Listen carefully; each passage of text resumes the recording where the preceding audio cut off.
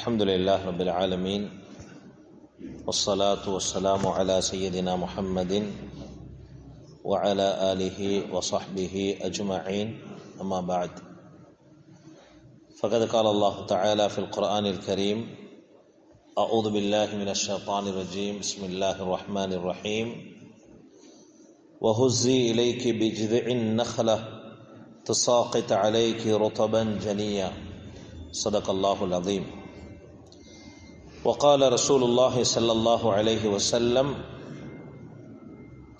بيت لا تمر فيه جياع أهله وكما قال عليه الصلاة والسلام.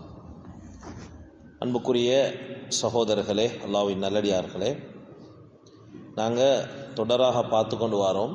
ஒரு மனுஷனுக்கு நோய் வந்தால் அவர் 3 விதமாக அவருக்கு சிகிச்சை தேடிக்கொள்ளலாம். ஒன்று இந்த மருந்துகளின் ஊடாக என்ன செய்யலாம், சிகிச்சை தேடிக்கொள்ளலாம். அதில் நாங்கள் எங்களுடைய இஸ்லாத்தில் சொல்லப்பட்ட மருந்து வகைகளை சொல்லி கொண்டு வந்தோம். அதில் ஆரம்பத்தில் நாங்கள் சொன்னோம், கருஞ்சீரகத்தை கொண்டு என்ன செய்யலாம், எங்களுக்கு மருத்துவம் செஞ்சு கொள்ளலாம். போன கிழமை பார்த்தோம் நாங்கள் தேனை கொண்டு எங்களுக்கு மருந்துகள் செஞ்சு கொள்ளலாம். அதை எப்படி செய்கிறதுன்னு கொஞ்சம் சில விஷயங்களை சொன்னோம். இன்றைக்கு இஸ்லாமிய மருத்துவத்தில் 3வது நாங்கள் பார்க்க போகிறது ஈத்தம்பழம். ஈத்தம்பழமும் ஒரு வகையில் அது ஒரு மருந்து தான். ஸல்லல்லாஹு அலைஹி வஸல்லம் அவங்க சொன்னாங்க, இந்த ஈத்தம் பழத்தை பற்றி சொல்கிற நேரத்தில் சொன்னாங்க, முஸ்லீமில் இந்த ஹதீஸ் பதிவு செய்யப்பட்டிருக்கிறது, எந்த வீட்டில் ஈச்சப்பழம் இல்லையோ அந்த வீட்டுடையவர்கள் பசித்திருப்பார்கள் என்று சொல்கிறாங்க. எந்த வீட்டில் ஈச்சம்பழம் இல்லையோ அவர்களோட வீட்டில் அவங்களோட வீட்டுடையவர்கள் பசித்திருப்பார்கள் என்றாங்க.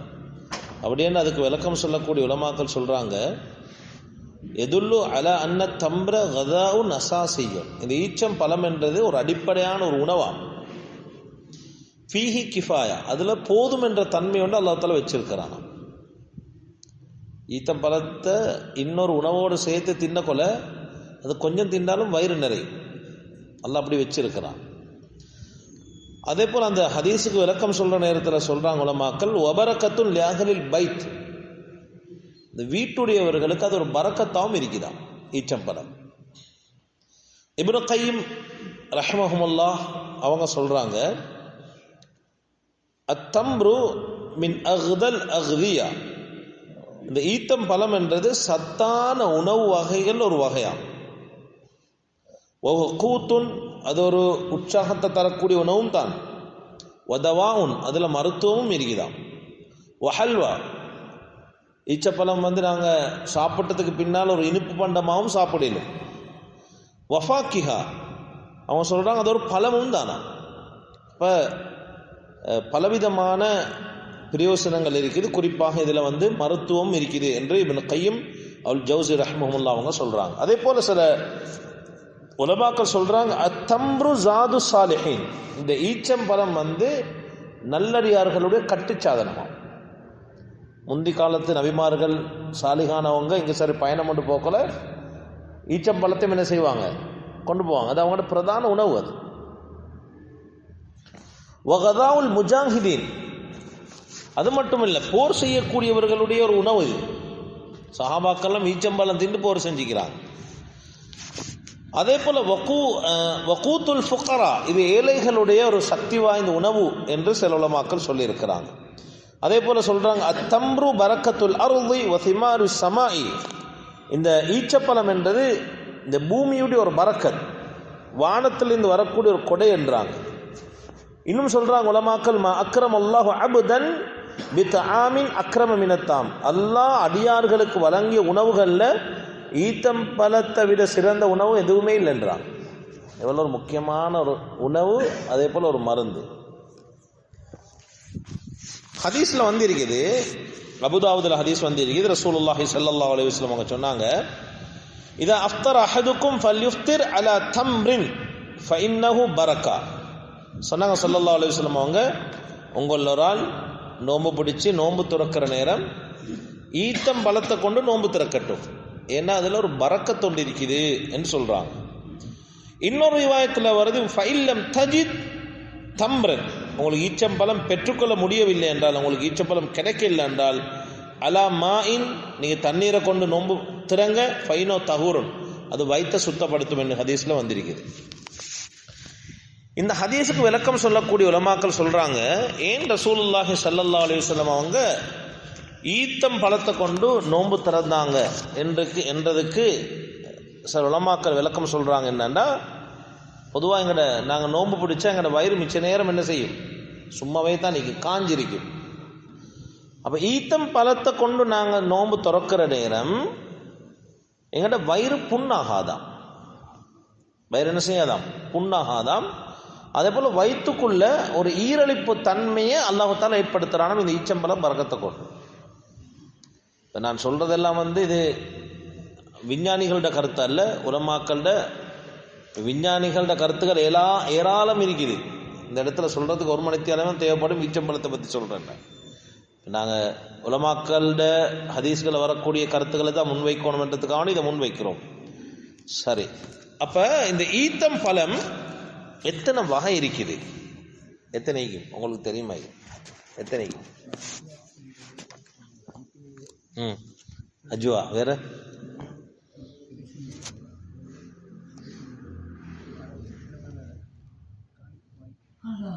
நாலஞ்சு தெரியுமா உங்களுக்கு? 40 இன்னும் சொல்லுங்களேன். இது பயானா பார்க்குவானே யாரும். ஞாயிற்றுக்கிழமை நடக்கிறது என்ன இல்லை, பயான் இல்லை, இது ஒரு முதாக்கரா. நீங்களும் பேசணும், நானும் பேசணும். சும்மா சொல்லுங்க, ஈச்சம்பழம் எத்தனை வகை இருக்கும்? அரபு நாடுகள் இருந்தவங்க யார் இருக்கிறீங்க? கிட்டத்தட்ட 200 விதமான ஈச்சம்பழம் இருக்குதா? எத்தனை வகை? 200 விதமான ஈச்சம்பழம் இருக்குதாம் பூமியில. பெரிய அருட்கொடை இல்லையா? தெரியாதுக்கு எங்களுக்கு தெரியும். அஜுவான்றது ஒரு விசேஷமான இது ஒன்று, அது பின்னால் நான் சொல்லுவேன். அஜுவான்றது ஒரு விசேஷமான உணவு, அது ஒரு இது. ஆனால் ஈத்தம் பழங்கள்ல 200 வகையான ஈத்தம் பழம் இருக்குதாம். இப்போ நீங்கள் சென்னையத்துக்கு உம்ராக்களுக்கு போனோடனே உங்களையெல்லாம் கூட்டின்னு போவாங்க அந்த ஈத்தம்பழ சந்தைக்கு. தலை சுத்து பிடிக்கும், எதை எடுக்கிறேன்னு கன்ஃபியூஸ் ஆகும். நாங்கள் அவ்வளோ அல்லாஹ்தால வச்சிருக்கிறான்.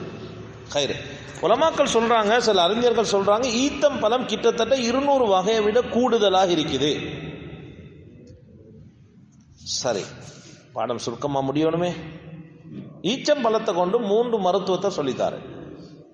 3 விதமான நிறைய மருத்துவங்கள் ஈக்குது. 3 மருத்துவத்தை சொல்லித்தாரு. ஒன்று அபூதாவுதில் ஒரு ஹதீஸ் பதிவு செய்யப்பட்டிருக்கிறது. நல்லா இந்த ஹதீஸை கேளுங்க. சஅத் பின் அபி வக்காஸ் ரலியல்லாஹு அன்ஹு அவங்க அறிவிக்கிறாங்க, மரில்து மர்லன், நான் கடுமையாக நோய்வாய்ப்பட்டிருந்தேன்.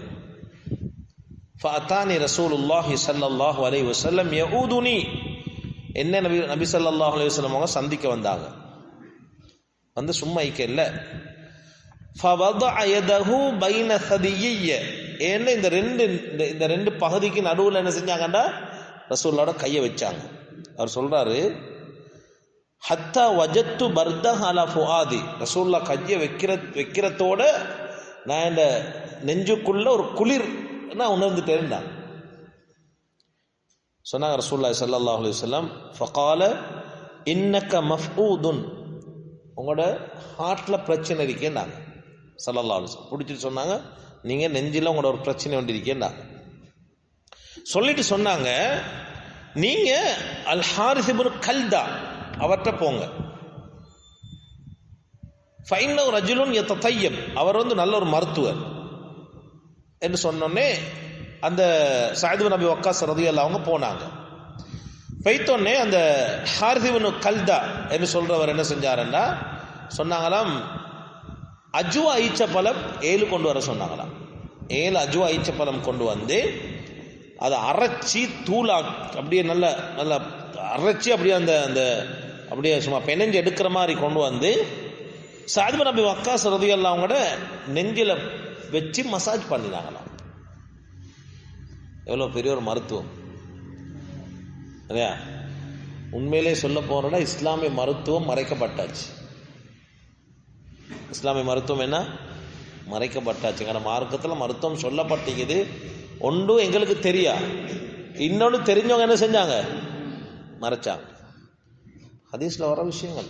அபூதாவுதுல ஹதீஸ் வருது, இருதய நோய் உள்ளவங்களுக்கு அஜ்வா ஈச்சப்பழம் ஆக உயர்ந்த சக்தி வாய்ந்த ஒரு உணவு தான் அது.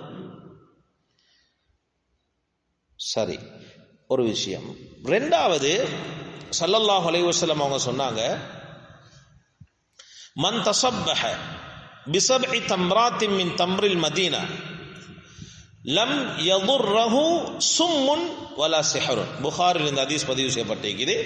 நபிகள் நாயகம் ஸல்லல்லாஹு அலைஹி வஸல்லம் அவங்க சொன்னாங்க, யார் ஒருவர் காலை பொழுதுல மதீனா ஈச்சம்பழத்தில் நின்றும் 7 ஈச்சம்பழங்களை சாப்பிடுறாங்களோ அவங்களுக்கு விஷ ஜந்துக்களால் ஏற்படுகின்ற தீங்கும் சூனியமும் பலிக்காது என்று ஸல்லல்லாஹு அலைஹி வஸல்லம் சொன்னாங்களா. விஷ ஜந்துக்கள் கடிச்சாலும் என்ன செய்யாது, தீங்கு வராது. நம்பிக்கையோடு சாப்பிட்டா வரும், சூனியம் செஞ்சாலும் பலிக்காது. இன்னும் ஒரு ஹதீஸ்ல வருது, திருமீதியில் அந்த ஹதீஸ் பற்றி பதிவு செய்யப்பட்டிருக்கிறது. ரசூலுல்லாஹி ஸல்லல்லாஹு அலைஹி வஸல்லம் சொன்னாங்க, அல் அஜ்வத்து மினல் ஜன்னா. அஜ்வா ஈச்சப்பழம் சொர்க்கத்திலிருந்து வரக்கூடிய ஒரு உணவு, சொர்க்கப்பழம். வஹிய ஷிஃபாஉம் மினஸ் சும்மி. அதுக்கு விஷஜந்துக்கள் இருந்து வரக்கூடிய நோய்களுக்கு மருத்துவம் இருக்குது என்று ஸல்லல்லாஹு அலைஹி வஸல்லம் அவங்க சொன்னாங்க. இப்போ இதில் 2 விஷயம். ஒன்று, சில நோய்களுக்கு எங்களுக்கு நோய் வந்ததுக்கு பிறகு மருத்துவம் செய்யணும். இன்னொன்றைக்கு வரமுந்து என்ன செய்யணும். இப்போ அஜ்வா ஈச்சப்பழம் எல்லாம் தொடர்ந்து நாங்கள் செஞ்சு கொண்டு வந்துட்டோம் என்றால் உண்மையில் எங்களுக்கு அந்த நோய்கள் வராது. அதே போல் ஜம்சம், தேம்பானி, கரைச்சீரகம், ரத்தங்குத்தி எடுக்கிறது, இப்படி பலவிதமான இஸ்லாமிய மருத்துவங்கள் இருக்குது. என்றாலும் இதுகளை நான் கொஞ்சம் கொஞ்சமாக என்ன செய்யணும், எங்களோட வாழ்க்கையில் கொண்டு வரத்துக்கு முயற்சி செய்யணும்.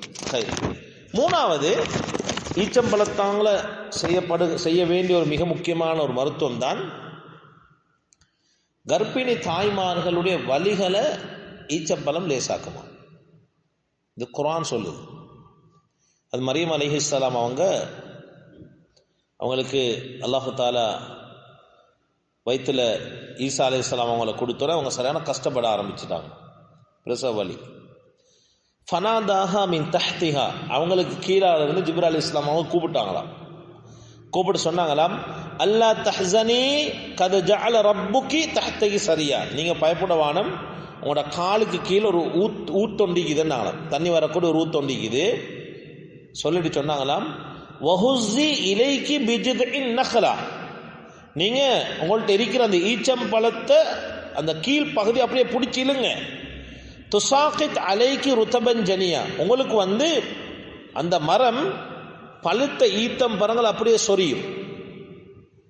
சொல்லிட்டு அல்லாஹ் தஆலா சொல்றான், ஜிப்ரீல் அலைஹிஸ்ஸலாம் அவங்க சொல்றாங்க, ஃபகுலி வஷ்ரபி, உங்களுக்கு அந்த ஈத்தம் பழம் விழுந்தால் அதை நீங்கள் சாப்பிடுங்க, உங்களோட காலடியில் இருக்கிற அந்த ஊற்றிலேருந்து தண்ணி குடிங்க, உங்களுக்கு அழகான ஒரு புல்லை கிடைக்கும், அதை நீங்கள் கண் குடிச்சா பார்ப்பீங்கன்றாங்க.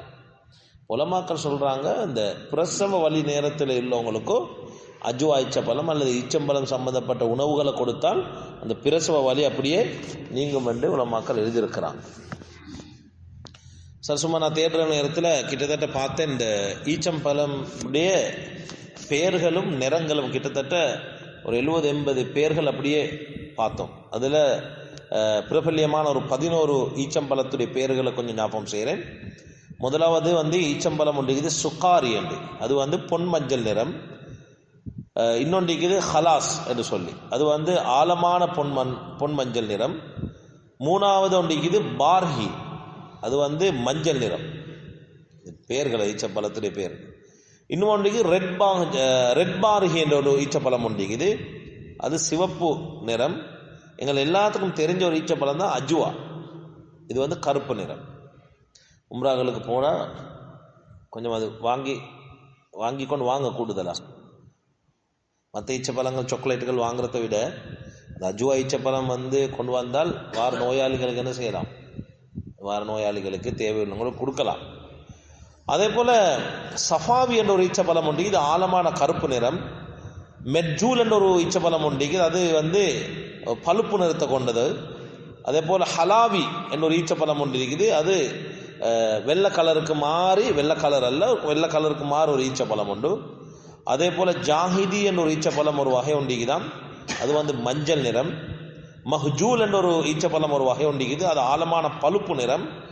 அதே போல் ரூத்தானா என்று சொல்லி ஒரு ஈச்சப்பழம் ஒன்று இருக்குதான், அது ஆழமான பழுப்பு நிறம். இப்படி ஒரு 70-80 விதமான ஈச்சப்பழத்துடைய பெயர்களும் நிறங்களும் மருத்துவ குணங்களும் எழுதப்பட்டிருக்குது. ஒவ்வொரு ஈச்சப்பழங்களுக்கும் ஒவ்வொரு மருத்துவ குணங்கள் இருக்குதான். சரி, ஏதோ நாங்கள் தெரிஞ்ச விஷயங்கள் எங்களோட வாழ்க்கையில் கொண்டு வரது தான் முக்கியமான விஷயம் இந்த பாடத்துடைய நோக்கம். அப்போ முக்கியமாக இந்த மருத்துவத்தில் அவங்களுக்கு சொல்லப்பட்டிருக்குது ஸல்லல்லாஹு அலைஹி வஸல்லம் அவரோட முக்கியமான சுன்னத்துகள். கருஞ்சீரத்தை பற்றி சொல்லப்பட்டிருக்குது, தேம்பானி சொல்லப்பட்டிருக்குது, அதே போல் ஈச்சப்பழமும் சொல்லப்பட்டிருக்குது. இவைகள் எல்லாம் அளவாகத்தான் எடுத்துக்கொள்ளணும், அளவுக்கு மிஞ்சி என்ன செய்யக்கூடாது. ஏன்னா இது சூட்டு குணமுள்ள உணவுகள், அதனால் இது அளவாக எடுத்துக்கொள்ளணும். மருத்துவர்களும் இதுக்கு நிறைய பரிந்துரைகள் செய்கிறாங்க. ஈச்சப்பழம் சாப்பிடுங்க, தேம்பானை சாப்பிடுங்க, கருஞ்சீரகம் சாப்பிடுங்க என்று யூனானி மருத்துவர்கள் என்ன செய்வாங்க, எங்களுக்கு பரிந்துரை செய்வாங்க. இன்ஷா அல்லாஹ் அதை விட எங்களுக்கு ரசூலுல்லாஹ்வுடைய ஒரு சுன்னத்தை நாங்கள் நிறைவேற்றணும். மருத்துவம் கிடைச்சோ கிடைக்கல ரெண்டாவது விஷயம். நபி ஸல்லல்லாஹு அலைஹி வஸல்லம் அவங்க இதை மருத்துவமாக பாவிச்சிக்கிறாங்க, மருந்து கடித்திருக்கிறாங்க. அந்த சுன்னத்தை நிறைவேற்றும் என்ற எண்ணத்தோடு இன்ஷா அல்லாஹ் நாங்கள் இவைகளை பாவிக்கிறதுக்கு முயற்சி செய்வோம். அல்லாஹு தாலா எங்களுடைய வாழ்க்கையில் இருக்கிற எல்லா நோய்களையும் குணப்படுத்தி ஆரோக்கியமான வாழ்வு எங்களுக்கு அல்லாஹு தாலா நசீபாக்கணும். வரக்கூடிய ரமதானுடைய மாதத்தை சிறப்பாக அடைஞ்சி கியாமுல் லைல் ஏனைய அமல்களோடு எங்களோட வாழ்க்கையை கழிப்பதுக்கு அல்லாஹு தாலா அனைவருக்கும் தௌஃபீக் செய்வானாக. வ ஆஹிரு தஅவானா அல்ஹம்துலில்லாஹி ரப்பில் ஆலமீன்.